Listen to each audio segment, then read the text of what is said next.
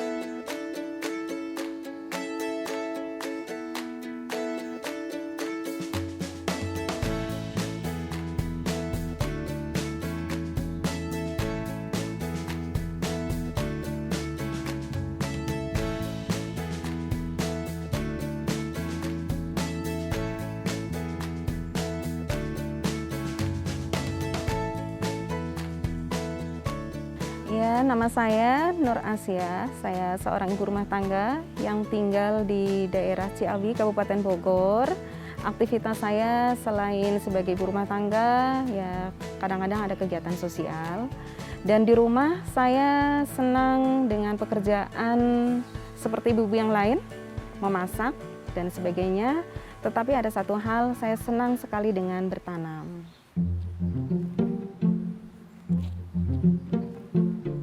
Ini pohon ceri Barbados, salah satu tanaman yang bukan tanaman obat, tapi saya menyukainya.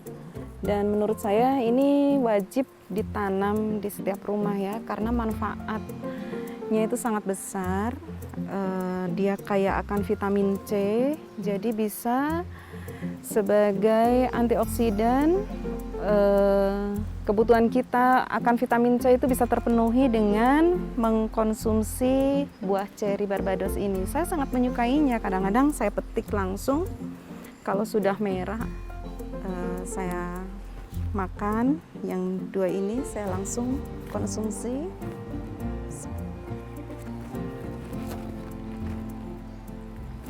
Rasanya memang asam ya. Kandungan vitamin C-nya itu lebih besar dibanding buah jeruk.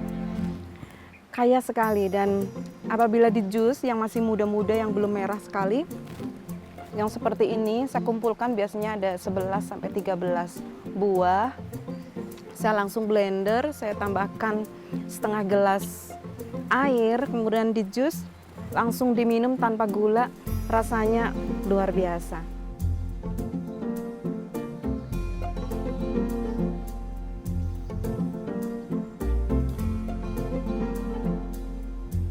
Ini namanya Adam dan Hawa. Mungkin banyak yang belum kenal tanaman Adam Hawa.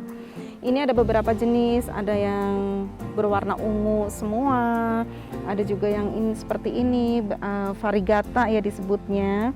Dan ternyata ini bukan hanya untuk memperindah lingkungan kita, dia bukan hanya sekedar tanaman hias, tapi ternyata juga penuh manfaat.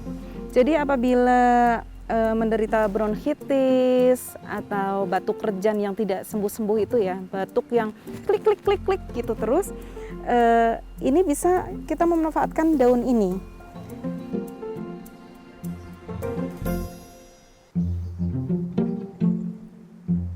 Nah, ini ada tanaman yang kadang-kadang dianggap sebagai gulma ya, tanaman gulma, tanaman pengganggu, padahal sebetulnya dia juga kaya akan manfaat.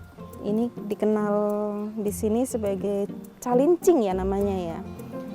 Kadang-kadang kita sebutnya kupu-kupu, kadang ada yang berwarna ungu, nah ini yang hijau. Kadang-kadang ini bisa dimanfaatkan untuk sambal. Jadi dimakan dengan nasi anget di sambal. Atau apabila saya selesai membersihkan tanaman ini ya dari rumput-rumput pengganggu, kan banyak sekali rumput-rumput itu yang sebetulnya menimbulkan alergi di kulit saya. Untuk menetralisir itu semua, saya gunakan ini. Jadi kalau misalnya saya tidak menggunakan daun ini, biasanya saya pernah mengalami gatal-gatal yang gatal-gatalnya lama sekali sembuhnya. Tapi suatu saat saya setelah tahu manfaat daun ini, saya gosok-gosok terus seperti ini. Ini akan keluar air.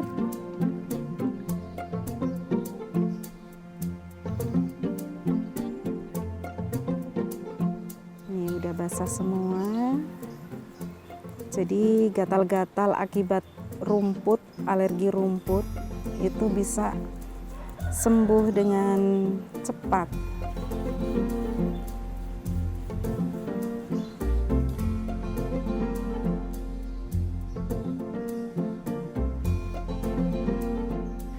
Dan ini tanaman bunga asoka ya. Bunga asoka ini sudah saya kenal di waktu saya kecil sebetulnya, karena di kampung halaman saya ini bunga yang wajib sekali apabila ada keluarga yang terkena musibah. Biasanya kalau ada kematian, ini bunga ini wajib ada karena memang sesuai dengan namanya. Asoka itu artinya kan penghilang duka ya. Ini bunga yang sangat sakral sebetulnya. Makanya kadang-kadang kalau saya mengkonsumsi bunga ini, banyak yang bilang katanya saya menjadi sakti, dan saya bilang memang betul sakti ya, karena peredaran darahnya itu menjadi lancar. Ini cukup saya petik satu kuntum bunga ini misalnya ya, nanti saya seduh dengan air 1 gelas dengan air panas, dibiarkan sampai hangat, itu siap diminum. Kadang-kadang juga saya buat puding ya, karena memang bunganya bisa dimakan juga.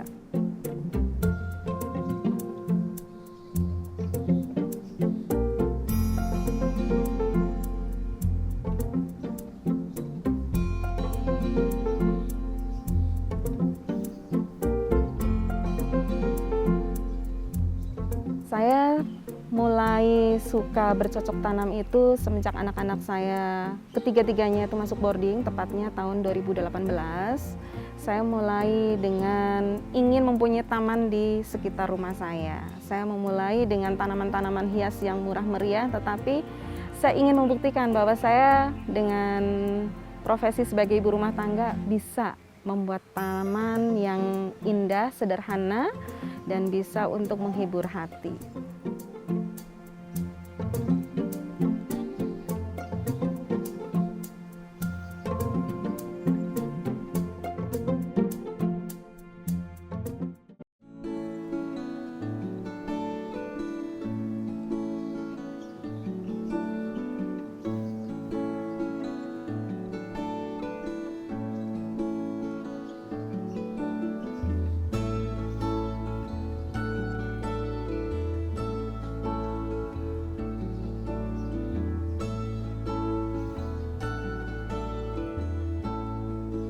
Sekarang waktunya saya ingin memanen bunga asoka ini. Nah, ini saya potong.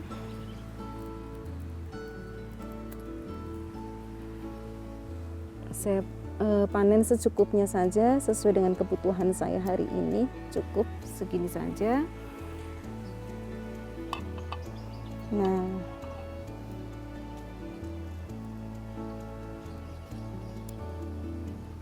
dari bunganya ini nanti tersisa tangkainya, ini bisa kita stek, bisa kita tanam lagi. Ini ada daun-daun yang memang harus dipotong ya. Kenapa harus dipotong? Semakin sering kita potong nanti dia akan semakin sering berbunga.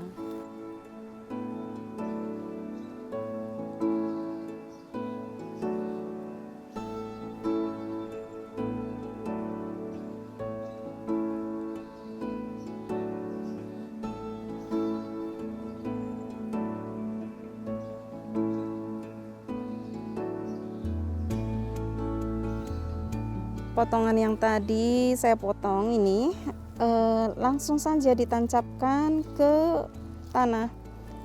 Kalau ingin di polybag juga boleh, kalau misalnya ingin dipindahkan ke tempat yang jauh, tapi karena ini langsung saya inginkan tumbuhnya di sini seperti yang lain. Ini beberapa waktu yang lalu saya steknya nih.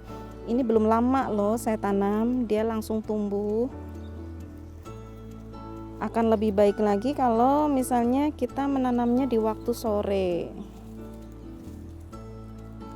Jadi belum terlalu terik ya, tapi nggak usah khawatir karena tanaman ini sangat mudah tumbuhnya. Cukup kita lobangin tanahnya, kita tancapkan saja seperti ini.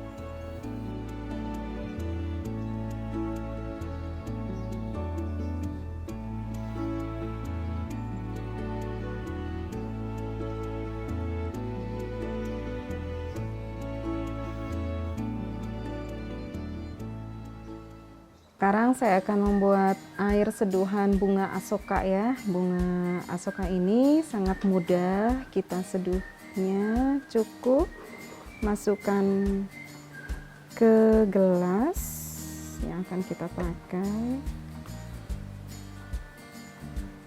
Setelah itu tinggal kita tuang air yang sudah mendidih, air panas. Ini baru mendidih sekali. Nah, kita biarkan sampai dia hangat. Nanti kalau sudah hangat baru siap kita konsumsi.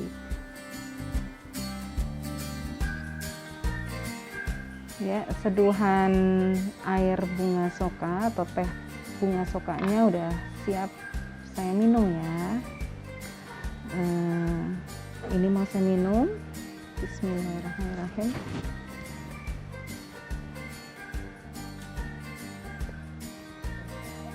Rasanya kalau menurut saya semeriwing gitu ya, sedikit semeriwing. Apalagi nanti kalau saya coba juga bunganya, karena sayang sekali bunganya kalau nggak dimakan ya. Sekarang saya minum lagi.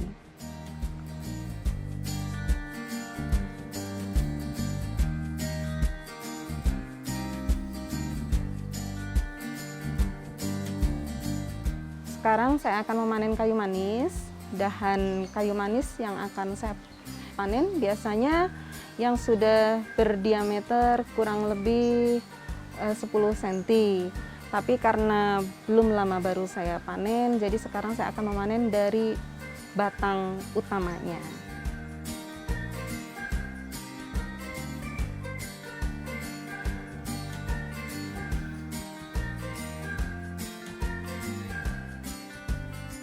Ini pohon kayu manis yang dulu saya tanam di tahun 2007 kalau nggak salah. Dan berarti sekarang udah sekitar 14 tahun ya. Batangnya sudah sangat besar dan sudah beberapa kali saya panen. Biasanya kalau saya panen itu saya ambil dari dahan-dahan anak dahan. Tapi sekarang saya ambil dari dahan utamanya ini karena dahan-dahan cabangnya itu sudah tidak ada yang layak untuk dipanen. Baik, ini saya sekarang akan memanen dari batangnya ini ya.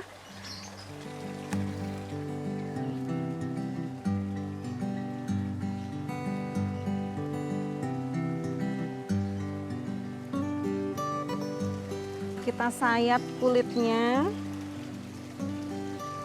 Kita sayat ya, dia itu nggak susah kok. Asal sudah kita bentuk tadi seperti kotak itu, kita tinggal sayat seperti ini.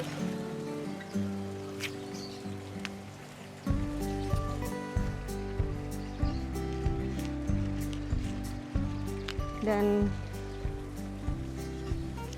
ini hasilnya seperti ini. Sebelum kita jemur, nanti kita kupas dulu ini ya, kita kerik-kerik seperti ini agar jamur-jamur yang menempel pada kulit kayu manis ini akan hilang. Ini metode yang pertama ya. Ada juga metode yang kedua. Kita sayat dulu, kita kupas seperti ini dulu.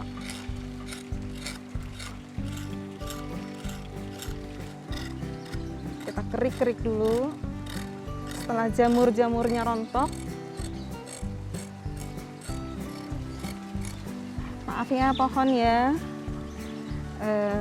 karena sifat pohon itu yang selalu memberi.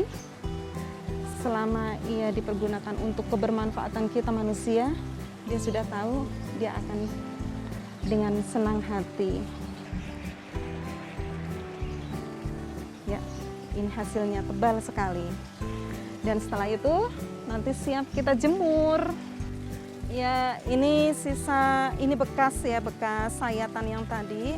Nanti seiring bertambahnya waktu dia akan merapihkan sendiri tanaman itu. Di sini juga dulu pernah dipanen, dia akan tetap tumbuh dan dia akan merapikan sendiri. Nalurinya memang seperti itu. Dan ini hasil yang sudah saya panen. Ini yang jamur-jamurnya masih terlihat dan nanti perlu kita bersihkan jamurnya. Dan ini yang sudah saya bersihkan jamurnya baru disayat. Setelah itu nanti kita cuci dan kita jemur di atas terik matahari. Insya Allah dalam waktu 2 hari bisa siap untuk kita konsumsi. Karena nanti saya akan membuat ramuan yang berasal dari kayu manis ini, saya masih membutuhkan batang serai. Jadi sekalian saya memanen serai. Hanya beberapa batang ya. Ini serai putih biasa.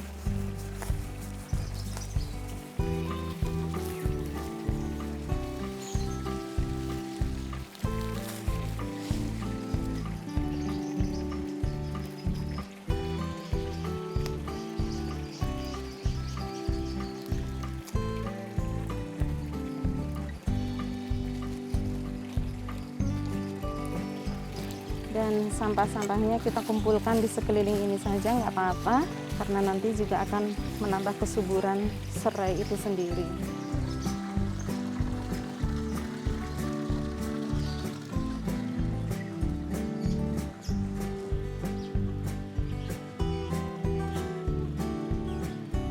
Sekarang saya memanen kencur dulu. Ini pohon kencurnya. Ini kencurnya saya kalau misalnya ada sisa-sisa saya tanam sini. Jadi ini sebetulnya belum lama juga saya panen sih. Saya termasuk sering mengkonsumsi kencur ya. Ini bahan untuk membuat seblak juga kan.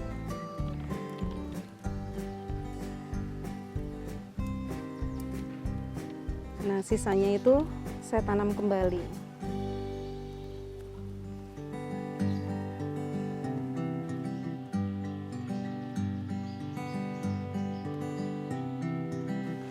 Saya lanjutkan memanen kunyit ya.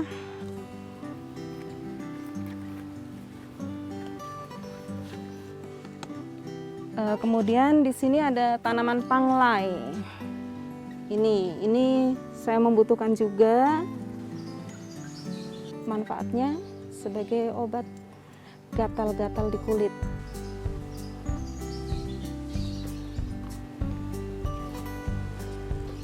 Yang paling sering itu batang serai dan dicampur dengan kayu manis. Dan itu kalau rutin karena di sini di daerah dingin, kalau rutin diminum itu sangat bagus untuk tubuh saya yang memang sering merasa kedinginan.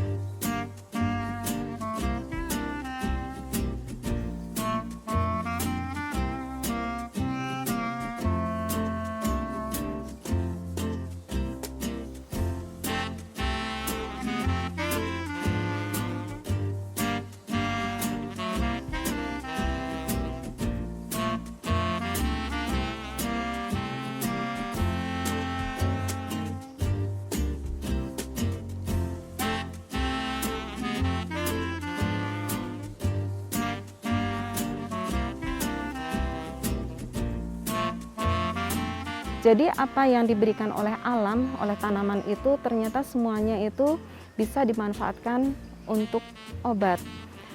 Makanya kadang-kadang saya rutin meminum, ada bunga kantil, bunga kenanga itu juga kadang-kadang saya seduh, atau bunga telang, atau daun binahong. Dan di sini ada beberapa tanaman seperti Adam Hawa, itu juga bisa dimanfaatkan untuk obat. Dan ada lagi satu pohon yang awalnya saya tidak tahu, itu pohon kayu manis, itu yang rutin saya konsumsi.